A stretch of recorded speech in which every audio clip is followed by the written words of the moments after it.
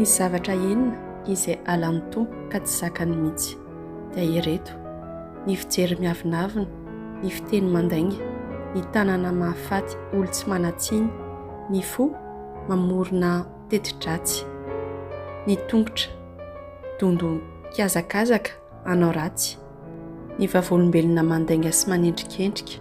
Fa misy koa zavatra fahafito dia ny olona mpamafiady amin'ny rahalainy.